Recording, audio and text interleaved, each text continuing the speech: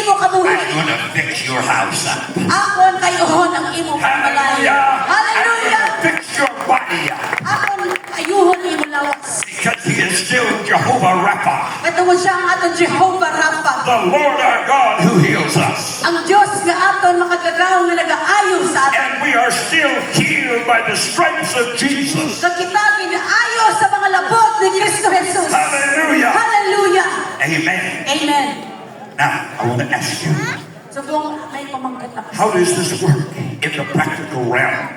paano hindi natin tanawang sa praktikal na mga nga lugar? Do you realize the kind of power that enters into you when Jesus comes inside? Imo bala na himaluan kung ano nga mga gahom ang magasulod sa imo. The Bible says in Romans 8:11, Ang Biblia na nasiling sa Roma 11:11. listen to this now.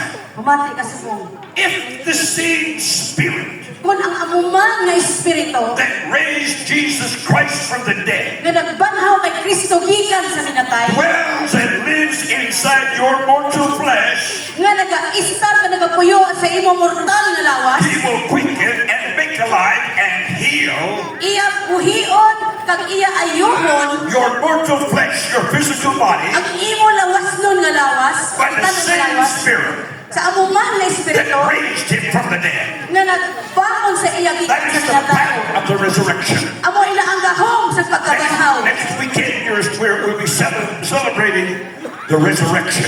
Sa sunod nga nga semana mag-celebrar kita sa When pagkabanhaw. Jesus died and was buried for 3 days, Nga si Jesus nakatay kag ilungoy ikatatlo nga adlaw. rose from the dead in power. Kag siya nagbanhaw gikan sa minatay. The Apostle Paul said in Ephesians chapter 1, Si Apostol Pablo nagasiling sa Episo 1, Beloved, I wish above all things ang akong ginahandog sa labaw sa And I tanan, pray ang akong pangamuyo. you might have the spirit of wisdom and revelation Nga may ara ikaw sa Espiritu sa